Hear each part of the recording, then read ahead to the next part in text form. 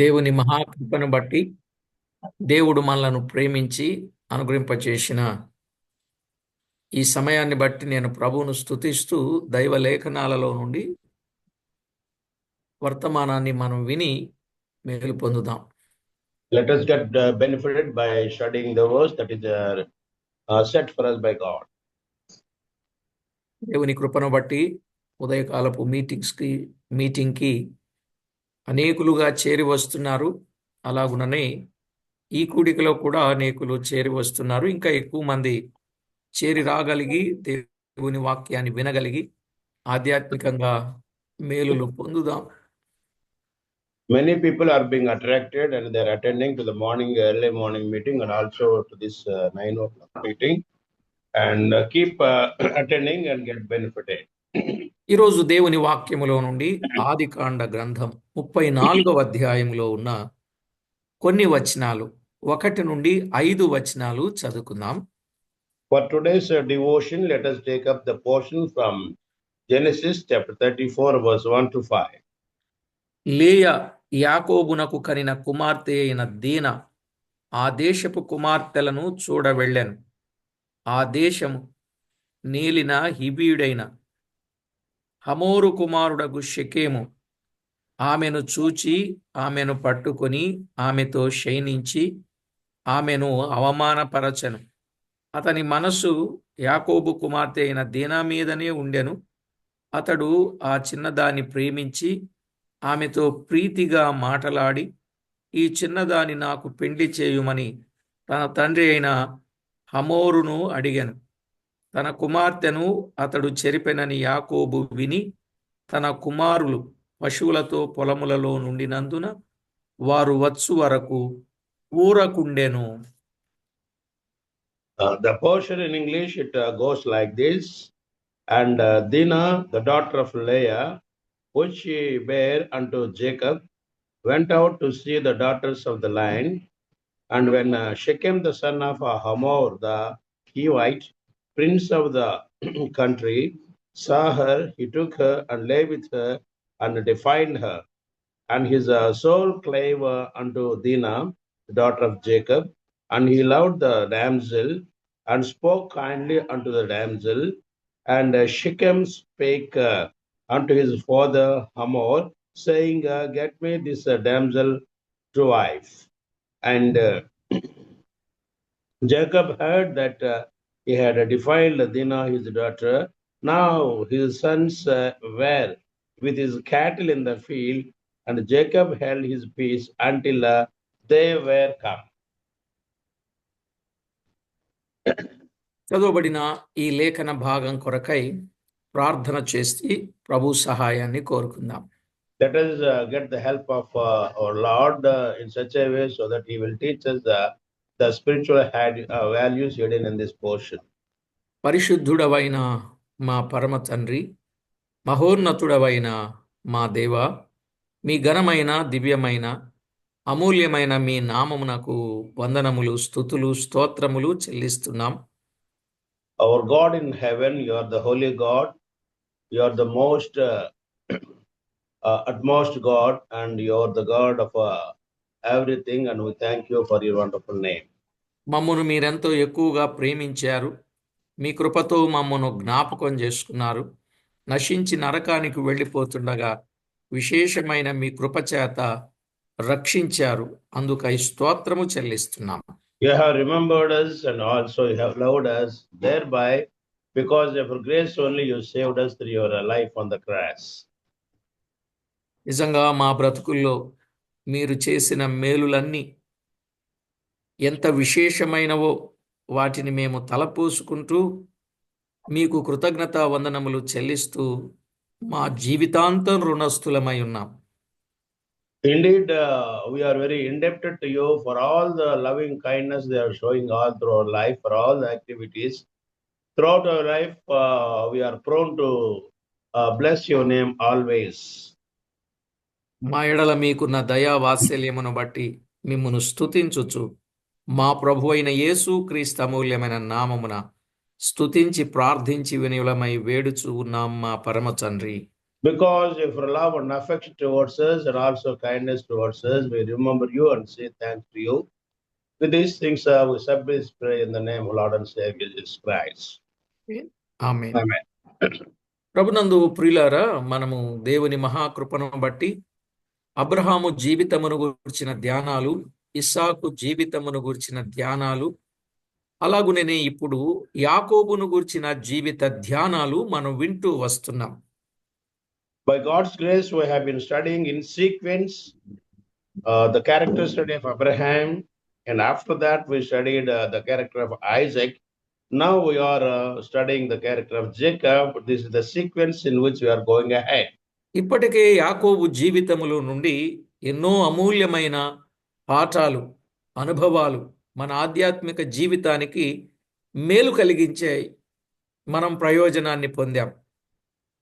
So far, hitherto, we heard a lot of things, many spiritual things in the life of Jacob, but they are very profitable and very helpful for our spiritual life.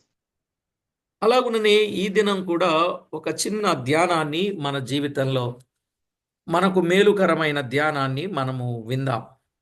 In continuation, today also let us make a small devotion from the portion that we have studied today.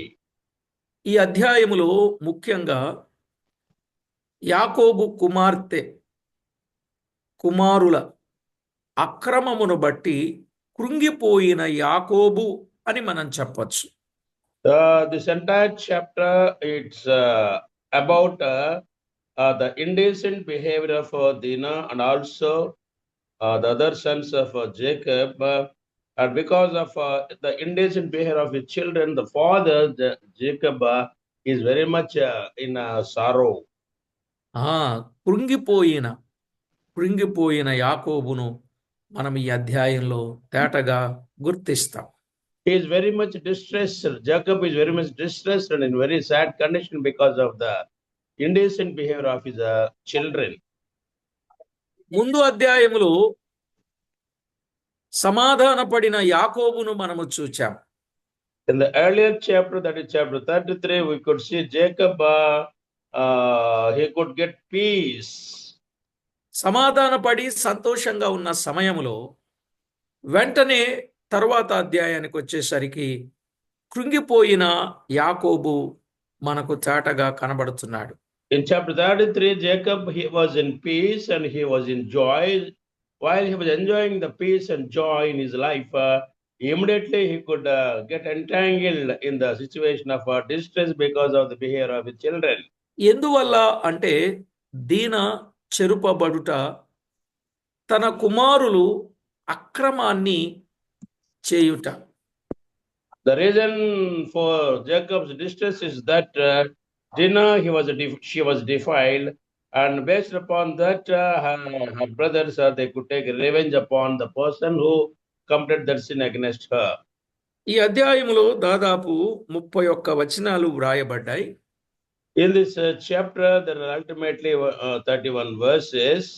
1 నుండి 5 వచనాలలో దీనా చెరపబడుట, From verse 1 to 5, we can see the defilement of Dinah. 6 నుండి 12 వచనాలలో దీనాను పెండ్లికిమ్మని అడుగుట. From 6 to 12 verses, we can see that young man, he was asking for Dinah as a wife. 13 నుండి 17 వచనాలు యాకోబు కుమారులు ఇచ్చిన జవాబు. 13 to 17, we can see the reply that is given to that person. 18 నుండి 24 వచనాలు సున్నతి పొందుట.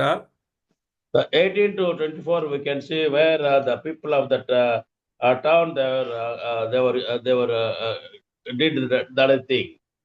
ఇక 25 నుండి 29 వచనాలు లేవి షిమ్యోను చేసిన గొప్ప వధ కనబడుతుంది. From 25 to 29, we can see the butchering of Levi and Shimeon of that village people. 30 నుండి 31 వచనం, 30-31 యాకోబు లేవి షిమ్యోనులతో మాట్లాడుటను గూర్చిన వాస్తవం. In verses 30 and 31, we can see Jacob talking to Levi and also Simeon. అయితే ఇందులో ఉన్నటువంటి చిన్న సారాంశం, ఉపోద్ఘాతం ఏంటంటే The synopsis of this entire chapter is this. దీన ఆ దేశపు స్త్రీలను చూడగోరి చెరుపబడుటయు, Dina, she wanted to see the girls of that land. When she went there, she was defied. షెకెము వారు దీన పెండ్లి విషయము మాట్లాడుటయు, That young person, Shechem, he talked to regarding his wish of marrying that girl. యాకోబు కుమారులు కపటముతో జవాబిచ్చి, To the request put by that young man, the sons of Jacob, that Levi and Shimeon, they behaved in a very cunning way. సున్నతి పొందిన షెకెము There, వారిని వధించి, all the people of that land, they were circumcised and they were suffering. When they were suffering like that, the two people, Levi and Shimei, went there and butchered them. దీనాను తీసుకొని వెళ్ళుట, Then taking away the sister Dina. అందువలన యాకోబు అంగలార్పు చేస్తున్నాడు. For all this sad situation, distressful situation, Jacob, he was in a deep distress and sorrow. దేవుని పిల్లలు అవిశ్వాసులతో విజ్జోడుగా ఉండకూడదు. God's children, they should not be in acquaintance with the people of the land. నోవాహు కాలములో షేతు సంతతి వారైన దేవుని కుమారులు In Noah's time, the descendants of Seth, they were in such an acquaintance. కయీను సంతతి వారైన నరుల కుమార్తెలను వివాహం చేసుకుని, They married the daughters of Cain, the daughters of human people.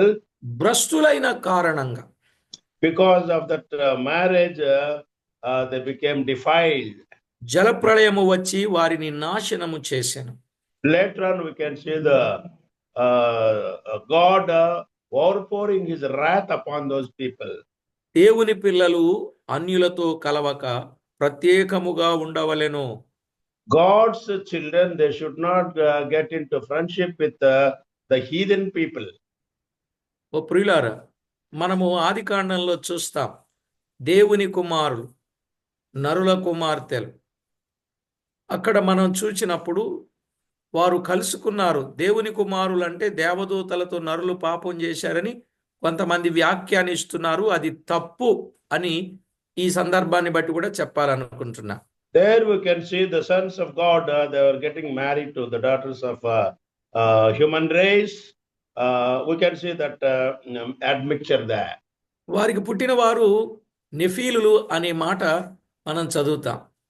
Because of that strange matrimonial alliance, we can see Nephilis. They were the descendant offsprings of that marriage. అయితే ఇప్పుడు దేవుని కుమారులు అంటే దేవదూతలు కారు. వారెవరు? షేతు సంతతి వారైన దేవుని కుమారులు. వారు షేతు సంతతి, వీరేమో నరుల కుమార్తెలేమో కయ్యూని సంతతి. There is some wrong interpretation in this aspect. Some preachers say that God's sons are angels. That's not correct. The God's sons are the sons of Sheth, and the human daughters are the sons of the daughters of Cain. ఈ clarity వాళ్ళకి లేక దేవదూతలు పడిపోయారు అనంటే వారు ఇదిగో ఈ పాపం చేశారనే మాటలు వాళ్ళు చెబుతూ వాక్యాన్ని వక్రంగా మాట్లాడుతున్నారు. అది వారి జ్ఞానం ఎంతో మనం అర్థం చేసుకోవాలి దీన్ని బట్టి. As and when there is a reference for angels being thrown out, they make a reference to this strange marriage. That's not correct. అసలు దేవుని కుమారులు నరుల కుమార్తెలు, దేవుని కుమారులు దేవదూతలని ఎట్లా? దేవుని పిల్లలందరూ దేవదూతలు లాంటి వారే గాని దేవదూతలు కారు అనే విషయాన్ని మనం గమనించాలి. God's sons, they're not all, they're simply the born again people who accepted God, but they are not angels. సరే, ఇక్కడ మనము కొంత ధ్యానం చేసినప్పుడు 1 నుండి 5 వచనాలలో దీనా చెరపబడుట, Verses 1 to 5, we can see the defilement of Dinah. లేయా యాకోబునకు కనిన కుమార్తె అయిన దీన. లేయాకు యాకోబుకు కనిన కుమార్తె ఈ దీన. This Dinah is the offspring of Leah and Jacob. ఆ దేశపు కుమార్తెలను చూడవెళ్ళెను అనే మాట మనం చూస్తున్నాం. The daughter of this Jacob and Leah, she went out to see the daughters of that land. చూడండి ప్రియులారా, ఆ దేశపు కుమార్తెలను చూడవెళ్ళింది అని వ్రాయబడింది. It is written in such a way that Dinah went out to see the daughters of that land. ఒకటి, భక్తి కలిగిన కుటుంబములో పుట్టి పెరిగిన దీన అన్యులను చూడవలెనన్న అభిప్రాయం మంచిది కాదు. It's not a good attitude, a good behavior on the part of Dinah, who has a long good divine environment in their family. She went out to see the daughters of the heathen people. దుష్ట సాంగత్యం మంచి నడవడిని చెరుపును. Such of this acquaintance with the heathen people, definitely it spoils the character of God's people. ఆమె వెళ్ళిన స్థలము ఆమె పుట్టి పెరిగిన స్థలం కాదు. The place where this Dinah went, it was not the place of her nativity. అలాంటి వారితో ఎలాంటి పొత్తు, ఎలాంటి సాంగత్యం కలిగి ఉండకూడదు. With such alien people, with such heathen people, Dinah, on that day, Dinah, nowadays we should not have any acquaintance. మరియు ఆమె వెళ్ళింది కొత్త స్థలం, వారు పుట్టి పెరిగిన స్థలం కాదు. Moreover, the place where she went, it was a new and strange place altogether, an unknown place. అసలు అలాంటి స్థలంలో కన్యకలుగా ఉన్నవారు బయటికి వెళ్ళుట అసలు మంచిది కానే కాదు. తెలియని స్థలములో To such a people, damsels, virgins, they cannot go out. If they go like that, definitely there will be a harm to their life. దీన కుటుంబములో ఆమె వయసు కలిగిన కుమార్తెలు లేరు. అందువలన తన సమాన వయస్కులతో కలిపి సహవాసము చేయాలని ఉంది కాబోలు. Maybe in the house of this Jacob, there was no daughter. That's why she wanted to have a friendship with her age group outside her house. ఈరోజు సహవాసం చేయాలని, ఫ్రెండ్షిప్ చేయాలని కాని వారితో స్నేహం చేయడం మూలాన జీవితం భ్రష్టు పట్టిపోతుందనడానికి ఇదొక మోమాటము లేని నిర్భయమైన సందేశమే. The attitude of young people to have fellowship and friendship with such heathen people, it's very dangerous, and it should not be desired by people nowadays. దేవుని పిల్లలుగా ఉన్నవారు భక్తి చూడాలి గాని వయసు చూసుకోకూడదు. Children of God, just like Dinah, who came from divine family, we should not go for the people of that heathen people. They have to go to the people who are godly people. దేవుని వాక్యం ఏం చెప్తుంది? తిమోతికి వ్రాసిన 2వ పత్రిక 2వ అధ్యాయం 22వ వచనం. What does the scripture in the 2 Timothy chapter 2 verse 22 says? నీ యవనేచ్ఛల నుండి పారిపొమ్ము, పవిత్ర హృదయులై ప్రభువునకు ప్రార్థన చేయు వారితో కూడా, అనగా సహవాసము చేయుచు నీతిని, విశ్వాసమును, ప్రేమను, సమాధానమును వెంటాడవలెను అని బైబిల్ గ్రంథం చెప్తా ఉంది. The verse reads like this: flee also youthfulness, and follow the righteousness, faith, charity, peace with them that call on the Lord out of a pure heart.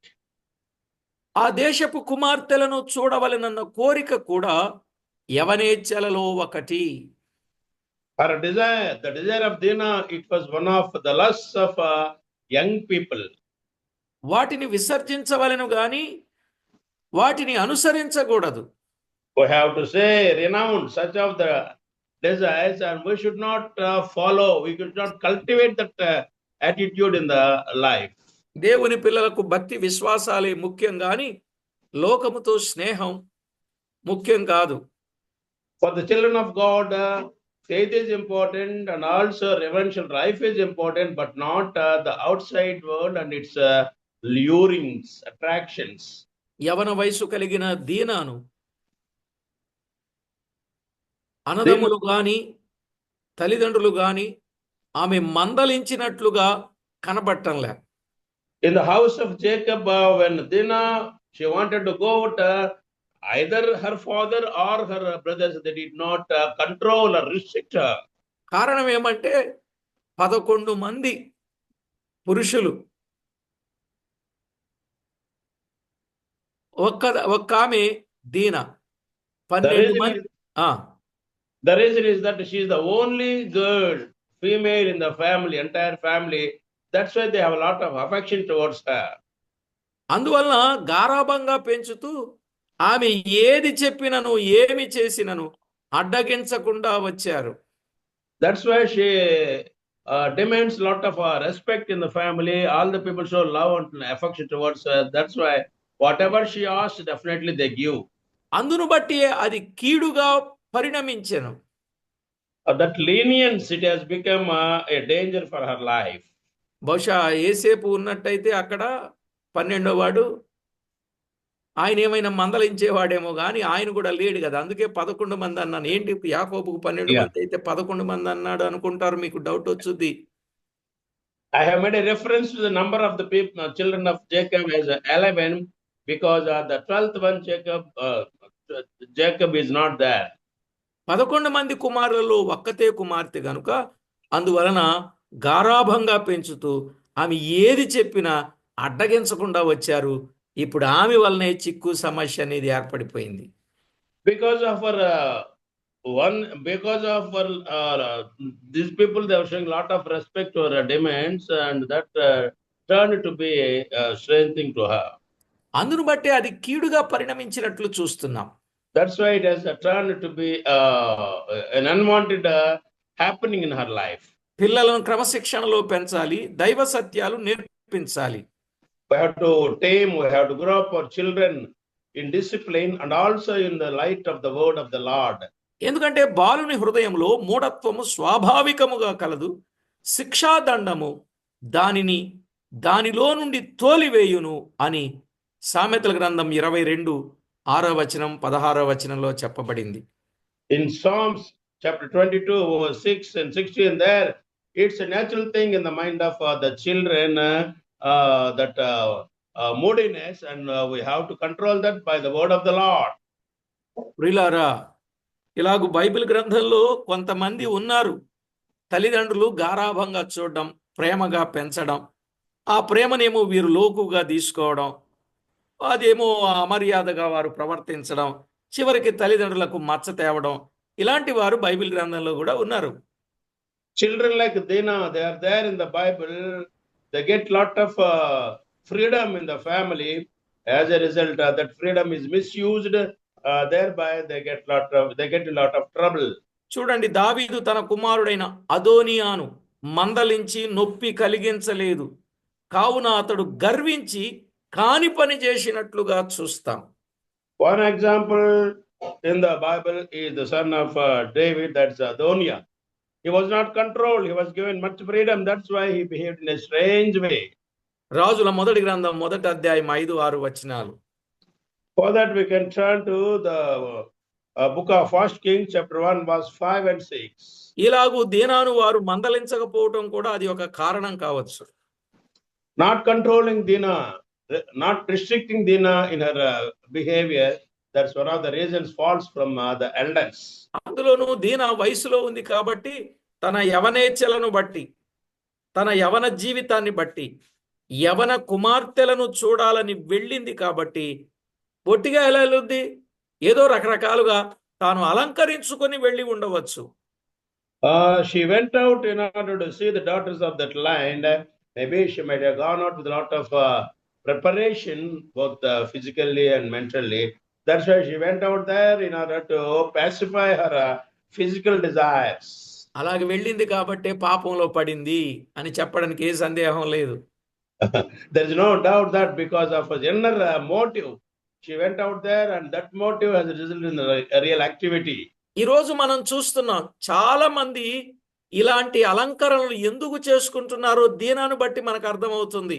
వారు పాపానికి ప్రేరేపణ కలిగిన వారుగా, పాపానికి అవకాశం ఇచ్చేవారుగా, వస్త్రాలు గాని, ఆభరణాలు గాని, వారి కప్పులు గాని, మేకప్పులు గాని, కప్పు అంటే పై జుట్టు, మేకప్ అంటే ముఖానికి పూసే రంగు, కట్టు అంటే వేసుకునే బట్టలు, కప్పు, మేకప్పు, పై కప్పు,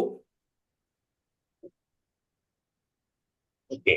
ఈ People మూడింటిని మనం nowadays, అర్థం చేసుకుంటే వారు ఎలాంటి వారు అనేది మనం ఈజీగా ఐడెంటిఫై చేయొచ్చు అనేది ఈ దీనా నుంచి మనం నేర్చుకోవచ్చు. nowadays, youth give a lot of preference in order to get themselves ready in an attractive manner, starting from head to the toe.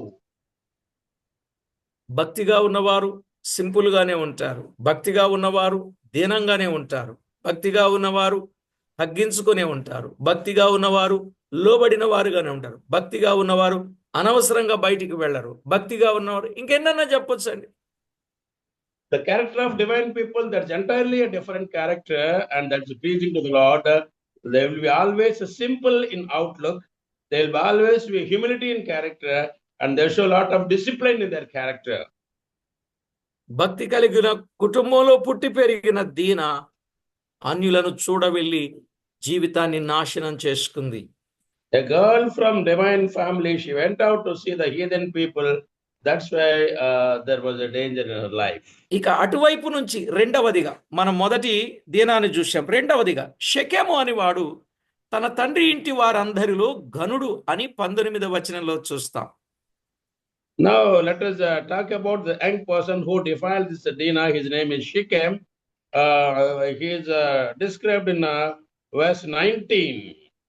అతడు ఆ చిన్నదాన్ని ప్రేమించి ప్రీతిగా మాట్లాడెను అనే మాట చూస్తాం. As he saw that Dinah, Shechem fell in love with her. అతడు అలా మాట్లాడినప్పుడు ఆమె ఇష్టపడిందంటే తాను మాట్లాడినటువంటి ఆ మాటలకు ఆమె ప్రవర్తన కూడా చెడ్డదని తెలియతుంది. When Shechem expressed his desire of love towards her, immediately this Dinah accepted her. It itself shows that she went to that place with an attitude. అది ఆ ఊరిలో జరిగిన సంగతే గనుక ఆమె కేకలు వేసినట్లు లేదు. There was no sign of resistance from Dinah's side. లేకపోతే ఆమెకు అలాంటి చెడ్డ ఆలోచన గాని లేకపోతే వెంటనే అక్కడ కేకలు వేసి తనను తాను కాపాడుకునే ప్రయత్నం చేసేది. If she didn't have that motive for committing sin, she might have escaped from the place, cried for help that place, but she did not do that. అందును బట్టి వారిద్దరు నేరస్తులే అనే సంగతి మనకు అర్థమవుతుంది. Thereby we can come to a conclusion that both Dinah and Shechem both are in the same mindset. వాస్తవంగా అలాగు చేసిన వారిద్దరిని రాళ్లతో కొట్టి చంపాలని ధర్మశాస్త్రం చెప్తా ఉంది. The law demands that such people who have that sense of adultery and committing sin, they must be stoned. ద్వితీయోపదేశకాండం 22వ అధ్యాయం 23-24 వచనాలు. So that we can turn to the book of Deuteronomy chapter 22 verse 23 and 24. తాను ఎదిరించినట్లుగా లేదు. She didn't show any sign of resistance from her side. ఇలాంటి కుమార్తెల ద్వారా తల్లిదండ్రులకు తలవంపులు, తల్లిదండ్రులకు అవమానాలు గనుక యవనస్తులైన స్త్రీలు భయభక్తులతో ఉండుట మంచిది.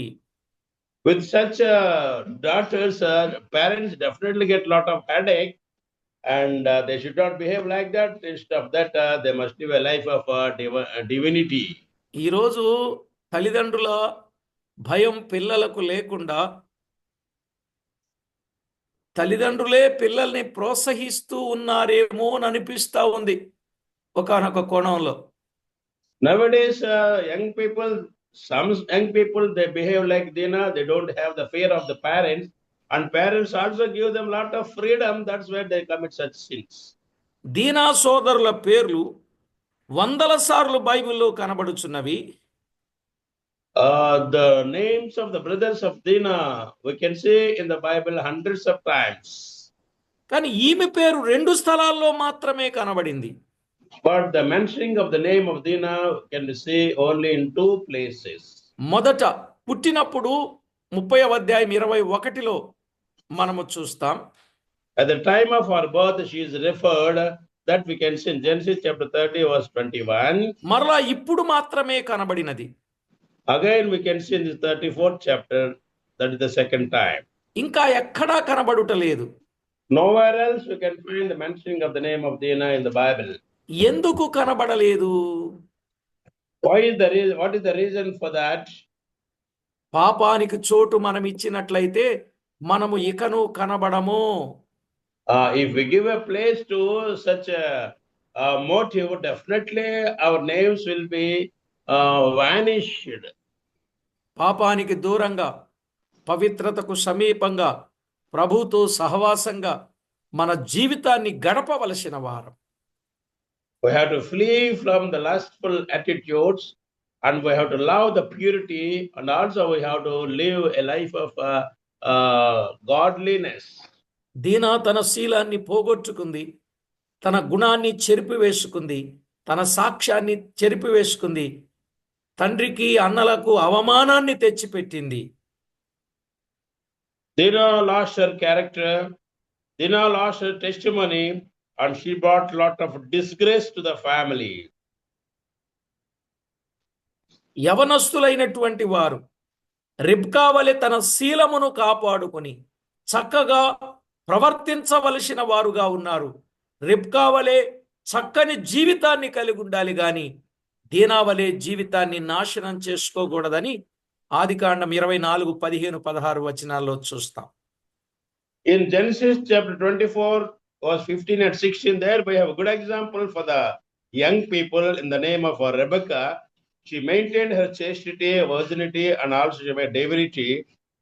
But in this chapter, we can see Dinah, who is lost in her character and testimony. ఒక్కగానొక్క కుమార్తె, She's the only daughter in the family of ఎన్నో Jacob. ఆలోచనలతో పెంచిన యాకోబు Maybe Jacob might have grown her up with a lot of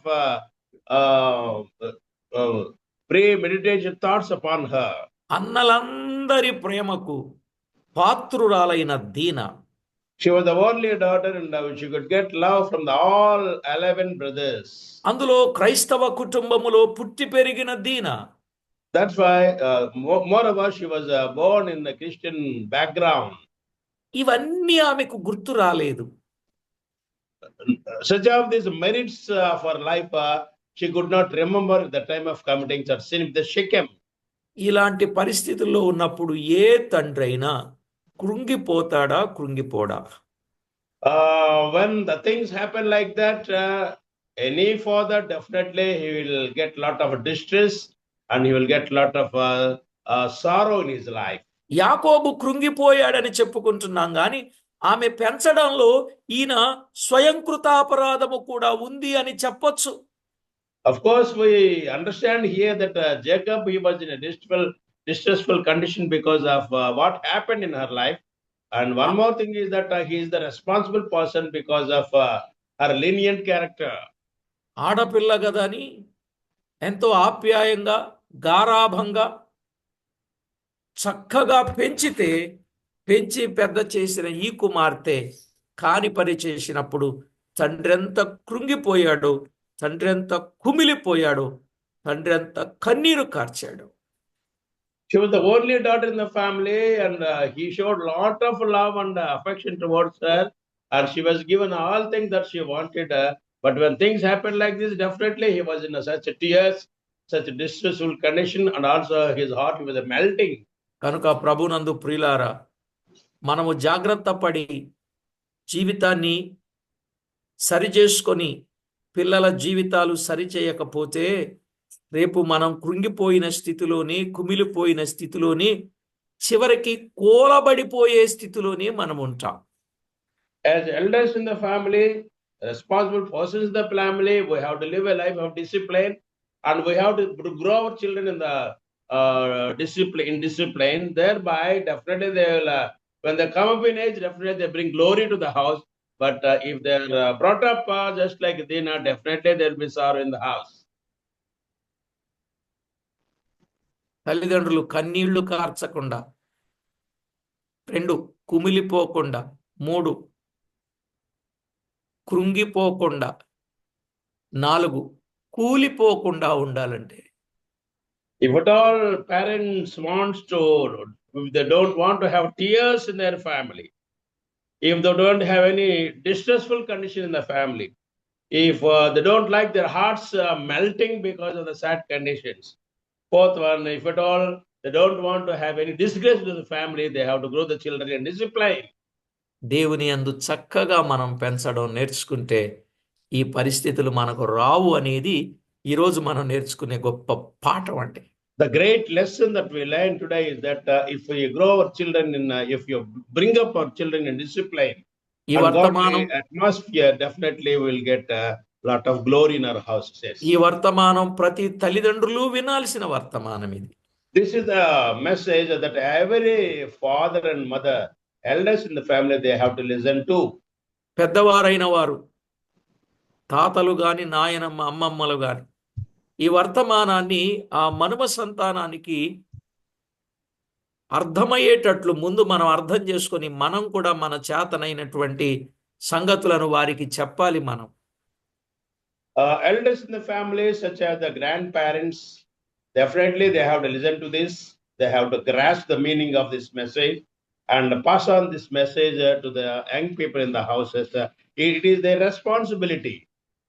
అలాగున మనలను మనము జాగ్రత్త చేసుకుందాం. ప్రభు నామానికి మహిమ ఆపాదిద్దాం. Let us preserve our families. Let us preserve our children in such a manner, thereby God will get a lot of glory. ఇంకా కొంత పాఠం ఉన్నది, మనము తర్వాత సమయంలో తప్పనిసరిగా విందాం. దేవుని నామానికి మహిమ ఆపాదిద్దాం. A few more thoughts are left out. Perhaps in the next class I will share those thoughts. ప్రార్థన చేసుకుందాం. Let us pray. పరిశుద్ధుడవైన మా తండ్రి, మీకు స్తోత్రం. Heavenly Father, we thank your wonderful name. మా జీవితంలో ఒక గొప్ప పాఠాన్ని మాకు నేర్పినందుకు స్తోత్రం. You have taught us today a great lesson in our life. For that we thank you, Lord, once again. ప్రతి విషయంలో మీకెంతో మహిమ, ఘనత, కీర్తి ప్రభావములను మీకు ఆరోపించగలుగునట్లు మమ్మను మీరు జాగ్రత్త చేసి మీకు మహిమ తేగలుగునట్లు సిద్ధపరచమని కోరుచు, Keep us, Father, teach us, Father, in such a way in all our activities on this universe. Help us to bring glory to you only. మా ప్రభువు మా రక్షకుడైన యేసుక్రీస్తు అమూల్యమైన నామమున స్తుతించి ప్రార్థించి వినయులమై వేడుచూ ఉన్నాం మా పరమ తండ్రి. In the precious name of Lord and Savior Jesus Christ, we submit this prayer. Amen.